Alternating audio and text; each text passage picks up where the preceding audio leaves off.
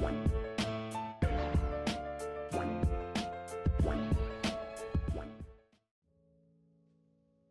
is up, everybody? Welcome back to Blerded Out. Season 5 is here. The new One Piece chapter is here. The new seasonals are here. Let's talk about them. As always, if you have not caught up to the latest chapters or episodes, please know there will be spoilers ahead. Spoilers. We're going to jump straight into it. Chapter 1136, The Country That Awaits the Sun. So before we even hit the chapter, we got cover story to talk about, because what's going on here is that we've arrived at a hidden village, and atop the village, the adornment is basically who's head. And no, it's not who's head. I'm pretty sure it's just like in a giant building mask that's over like the town center, which I'm sure is used to indicate that who is running this village. And I think it's important for two things. One, who is the person that kind of gave us the knowledge drop on Sun God Nika way back when he was fighting Jinbei. And two, this indicates that not all of the beast pirates were captured. In fact, it's pretty likely that the Tobiropo, the ones that made it out, it seemed like the only ones that were in Udon were King, Queen. I don't even think I saw Jack there. Really, I think I just saw King and Queen and some others. I would have to go back and confirm that, but it seems like who's who at the very least is out. Again, I'm hoping the Ulti's here too. But it looks like we are in fact building to some lore in this backstory. Now the chapter starts and we're still at the party. Everybody's still celebrating. And they're talking about how delicious the meat they have is. Basically, it's from the animal they captured. And it's cool because as they're doing that, Colin at the bottom is doing the Sun God Nika pose just by himself. Like he's kind of just in the background doing it. It's a cool little detail. But Jarl is talking about how humans generally don't make it to the Sun Realm. Basically, when they arrive, if they get there, they end up in the underworld and then they leave because of how basically crazy the underworld is. It seems pretty common that they either end up in the underworld or they get picked up by a road, as pointed in later on in the chapter, which we'll get to. Basically, road picks up some of the people, the other people will land in the underworld and then they try to leave. So no one really makes it past that area. Cut to Usopp and he's telling one of his legendary lies, which is that he was the one who defeated Oars. And I really like this in particular because it's one thing for Usopp to be like telling his grand stories to people. It's kind of wholesome that he's telling one of his grand stories to a group of giants who he admires so much. So he's making himself look amazing in front of these people who he thinks are amazing.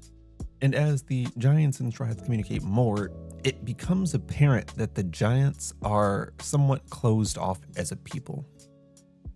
Like they see Jinbei and they're like, oh wow, your skin's really blue. I didn't know people existed like that. They don't know what fishmen really look like. Oh, how they always want to see a mermaid. So like they know that they exist, but they don't know what they look like. They also ask about Brook, and that's a different case because not many people anywhere are going to know what Brook is. So that's understandable. But Nami and Zoro do come to a point where they kind of expected all the giants to have gone out to sea at some point, assuming that they'd be pirates. But it seems like even if they are warriors, they don't all go to sea, or at the very least, they don't explore as much. And to be fair, we don't really see giants all that often in the outside world. I wouldn't say they're like Wano where they're closed off, but they're similar to Wano in which they don't interact with the rest of the world. We get a bit more of Road and they've been beating this man up. I swear, no one in Elbaf likes Road. They clowned on him this entire chapter. I don't know why he's here. But he's trying to apologize to Nami and Zoro. And it's kind of like funny at first. And then Zoro's like, yeah, but if I hadn't been stopped, it would have been up with your head, bro. And Zoro's given that crispy clean look like, yeah, he bought that life. And even the giants say that Road would have been no match because of Zoro's bounty, which is interesting. I feel like it would be rare. I don't know if it's just because it's Road or if it's because Zoro's really like that, but I feel like it'd be rare for a giant to admit that a human would be a good match for him.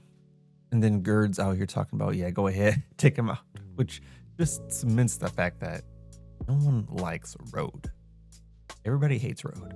And because of this, Road kind of shouts out some exposition that everyone born on Elbaf wants to be the next sun god.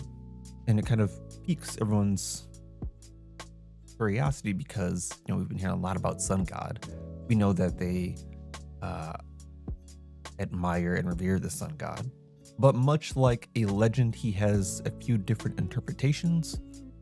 Some people see him as a ruler, some people see him as a liberator, some people see him as a destructor, some people see him as a god of laughter. So his lore kind of shares a few things here and there. Now, what they do know, or what they kind of base that all off of, is what they call the Harley texts. It's an ancient language which states that the world has already been destroyed twice before, and sun god Nika is invoked after each instance. So each time the world is destroyed, there's an instance of sun god Nika with that. And because of that, they don't know if sun god Nika is the cause or the savior of that era. It's like, did he cause the world's destruction, or did he save the world after it was destroyed? But basically, he is the herald of change. So when sun god Nika exists in the world, there will be great change. And that's why rulers tend to fear the day he awakens, because basically they have no idea what would come of the world from sun god Nika being there. And I really like that. I like the fact that sun god Nika isn't necessarily a blanket savior, that basically his lore indicates change. That they have no idea whether it's going to be good or bad. They just know that it's a massive change. And if we think about them saying the world has been destroyed twice before, that would make sense, because you would have the original sun god Nika, and then you would have Joy Boy. And these would be the two great changes of the world that happened before Luffy's iteration of sun god Nika. If we take that into account, it seems like the Harley texts have a pretty accurate translation. There may be some bits and pieces left out, but it seems like they're on the right track. I would be curious if the Harley texts still exist somewhere on the Elbaf, and if Robin could read them. Could have some Will of D info, could have some, world info. It'd be an interesting interaction with her. And we get Luffy's acknowledgement of sun god Nika. And I think this is the first time Luffy has directly acknowledged the sun god, because he says that Bonnie mentioned that. And then he says that everyone says I look similar, but I'm sure he's got nothing to do with me. And I find that I want to hope that there's more to Luffy saying that. I like the idea of Luffy not necessarily being the same iteration of Joy Boy and the Sun God as the previous iterations. I want him to be unique and different. So if Luffy's like, I don't think it has something to do with me, I like the idea of maybe Luffy doesn't necessarily fit in the mold of what we've seen before with Sun Gods, or at least what we're told before with Sun Gods. And him saying that here means that this is going to be a different iteration than the two that were before. But everyone on Elbaf shares his dream of being the Sun God, even Loki. And as we were told before, this is why he ended up murdering his father, because he was trying to become Sun God. And I imagine he was trying to do that through the fruit that gets passed down.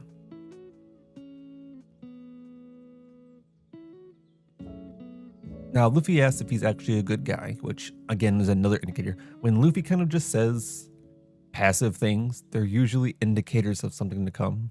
So Luffy just saying, oh, so he's a good guy, might indicate that Loki's actually a better person than we give him credit for.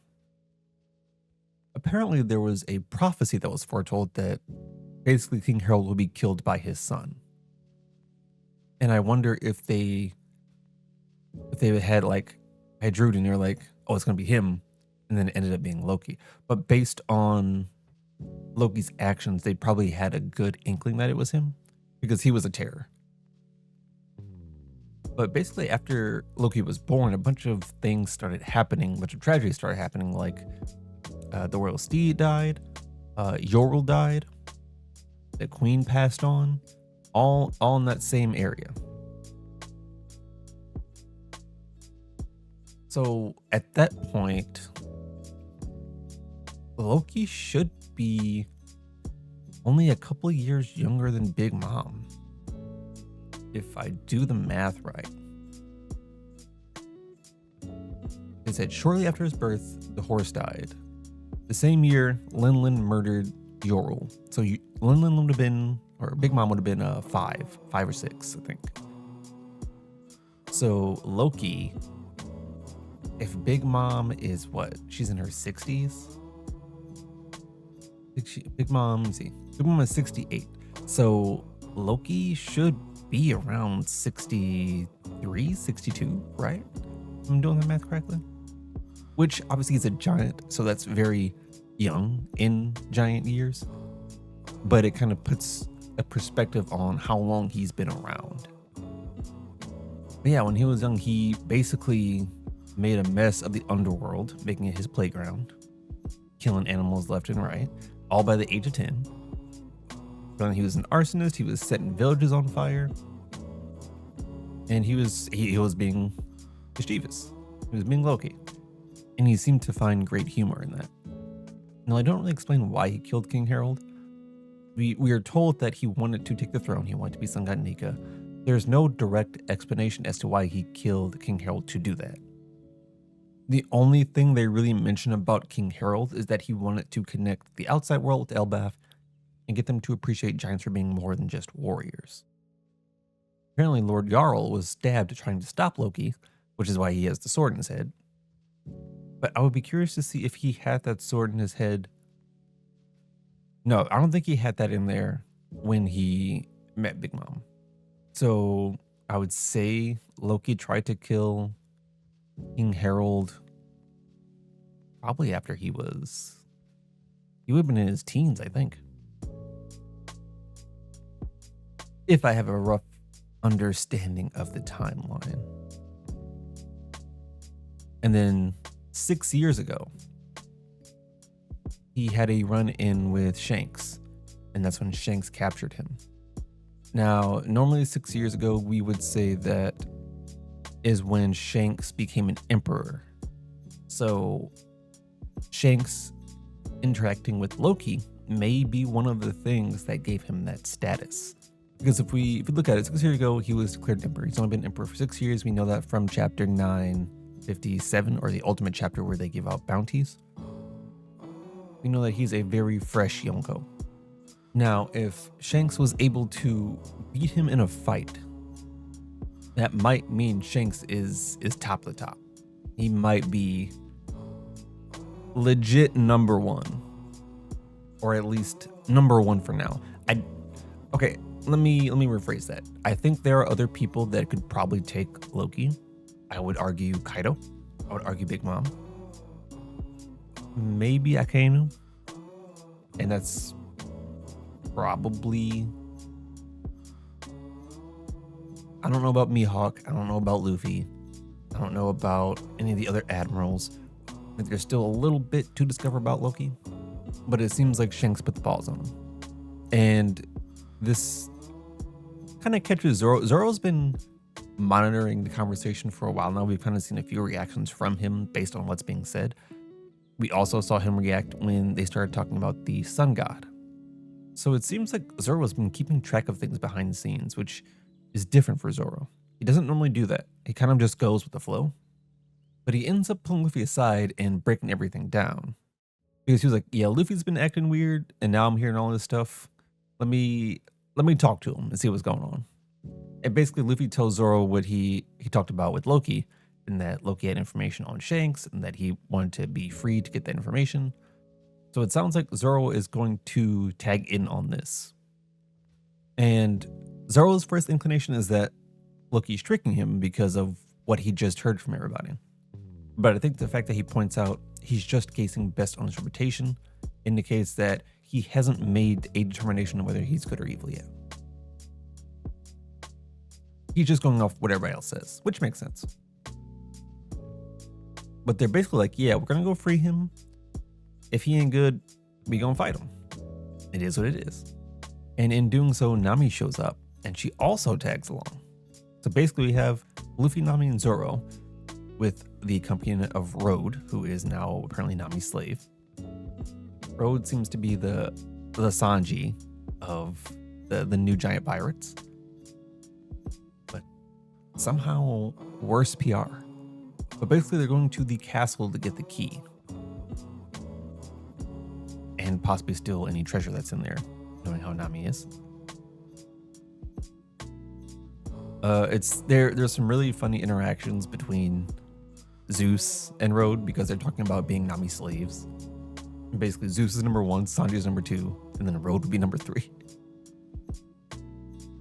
And it's like it's a little funny how she's acquiring all these people under her who are just happy to do whatever she says.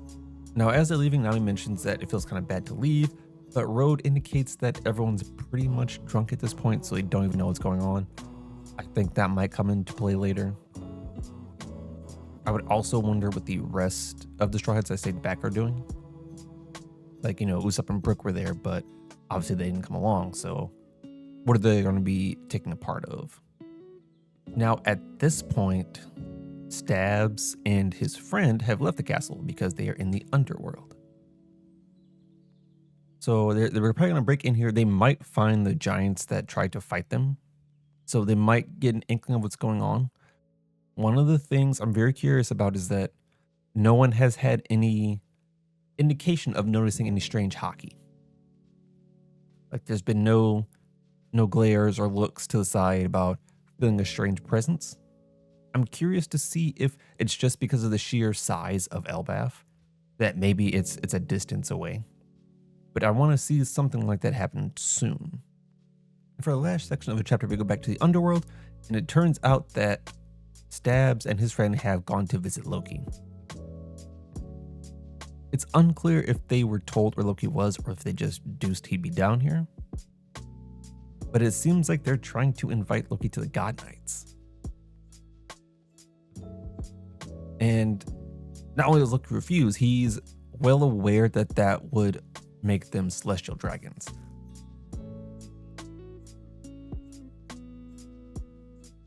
So Loki knows enough about celestial dragons and the government, basically the inner workings, to know that they are celestial dragons. And that enough is for him to be like, nah, I'm not trying to be scum. So he also doesn't like the celestial dragons. And for a people that don't really know the outside world as much as we thought. Now, to be fair, Loki was a pirate, but the fact that he's blatantly like, yeah, I'm not trying to be a celestial dragon, keep that away from me. I think that means he's a bit more worldly than we'd give him credit for. Now, Stabs asks his friend if they have any informants. Seems like all the informants got picked up by Road, so they really don't have any intel coming out of Elbaf. And then we get a good view of Gunko, which is Stabs' friend. She seems to have some interesting powers. One of the things they show is her 2 eyes, which are different. And then they show what looks to be her power, which has something to do with bandages at the very least.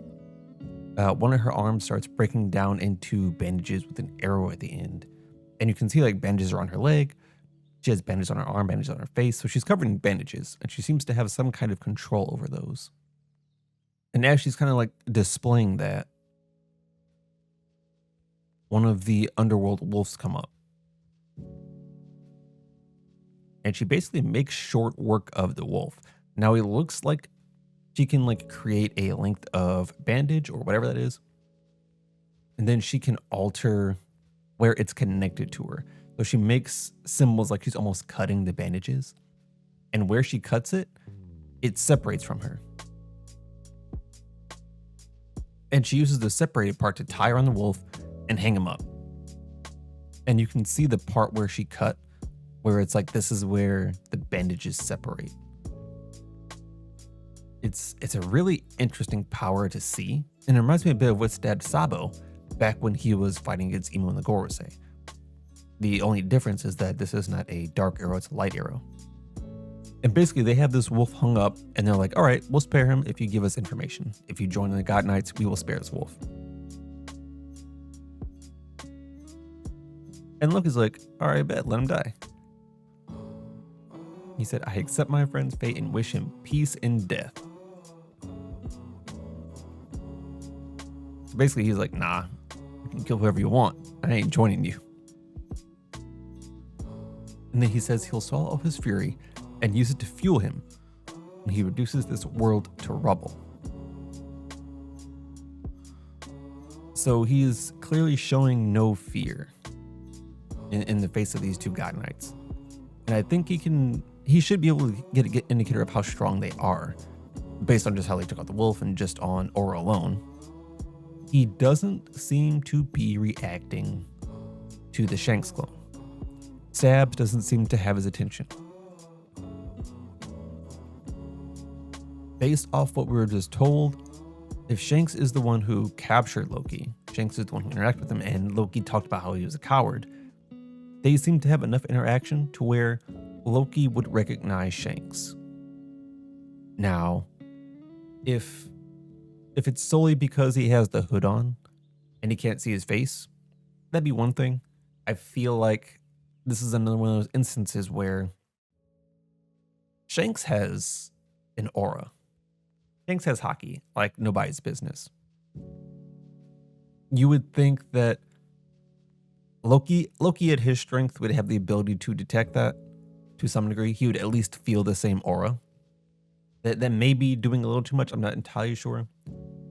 Personally, in my opinion, I think that should be possible, but you know, it is how it is. And Oda also makes sure not to show us that side of Stabs' face. Any indicator of his face gets covered. I think the best shot is when he asks for intel, and we get a little glimpse over there. We don't see anything.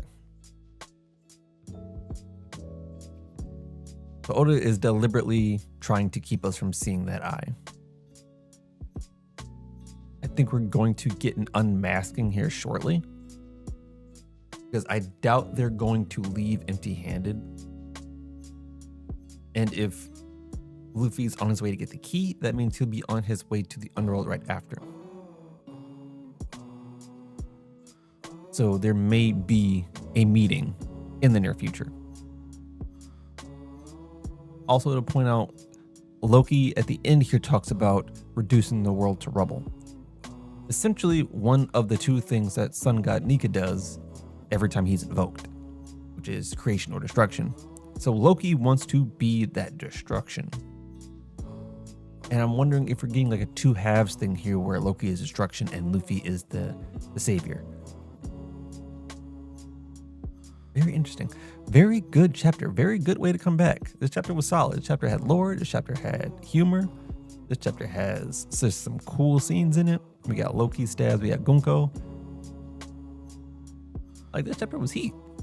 I'm all for what Oda's setting up here. I'm locked in. I'm intrigued. This is a strong way to start the year.